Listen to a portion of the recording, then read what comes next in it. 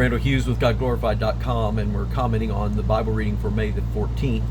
And we read from the 22nd Psalm, the 14th Psalm, the 53rd Psalm, and from the conclusion of the 15th chapter and the 16th chapter of 2 Samuel. Some good things in the Psalms that we read, great things.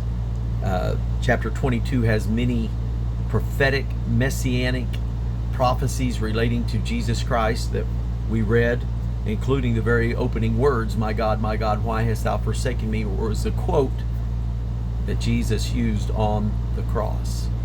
And no doubt in the time of David's fleeing and his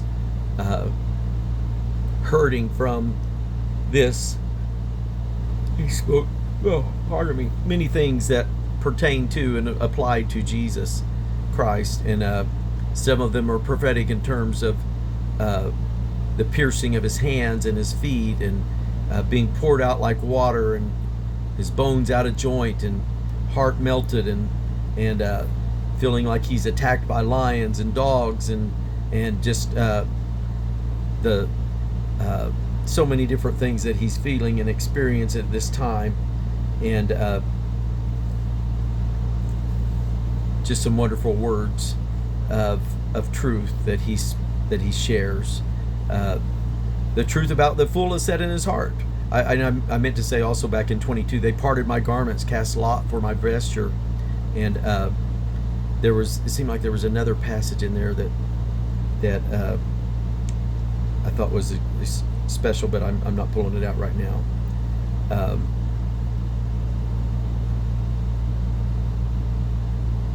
At any rate, the fool has said in his heart, there is no God.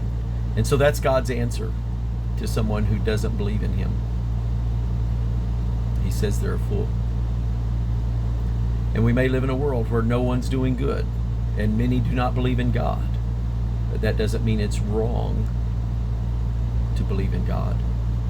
Just because everyone does something doesn't make it right. And just because everyone may not believe something doesn't make it wrong. And so we live in a time where there's many that do not follow Christ, many do not believe his word, and yet that does not make it less true.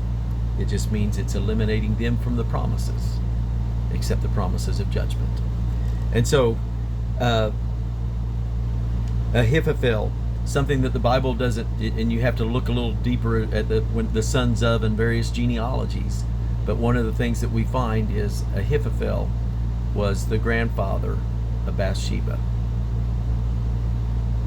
And so for him to do and say what he did to Absalom, to have him say, okay, you put a tent on the roof and sleep with the 10 concubines that your father left behind, I don't doubt there was motive there, more than just to make the people abhor, know that Absalom would be abhorred by David. Ahithophel's counsel, it said, was as the counsel of God, as if someone had asked of God that whether both with David and with Absalom, that was his counsel. It's interesting in chapter 16 when it talks about Ziba, the servant of Mephibosheth, meeting David. There's more to this story that we'll find out later. It sounds like that he may have attempted to manipulate David here. And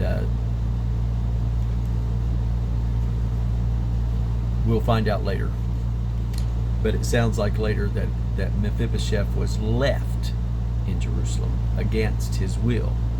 As a cripple, he had very little options.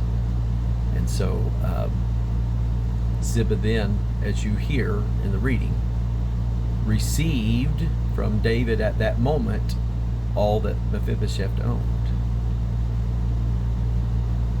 And so we'll just have to hold on to that, but there'll be more to know about that in the days ahead, in the readings ahead. And so Hushai went back to defeat the counsel of Ahithophel. And then Shimei cursed. Once again, David received the cursing and said, God may requite me good. And so there's times when life may come against you and you're treated wrong. Just know God knows how to compensate. and just trusting God through all of the wickedness, all the evil that may come against you, and know that God is able to return you to the rightful place where you belong. And so we just trust in God. We continue to believe in Him no matter what we may face. Continue to believe, continue to trust. And so here David is his own son. And yet in that 22nd Psalm, the verse that I was thinking of earlier and did not see was the 3rd verse. And he says, "But thou, O art holy, O thou that inhabitest the praises of Israel." And so that line, He inhabits our praises. Praise is God's address. And so we can make Him dwell with us when we praise. And so don't forget that, and keep a praise in your heart. God bless you.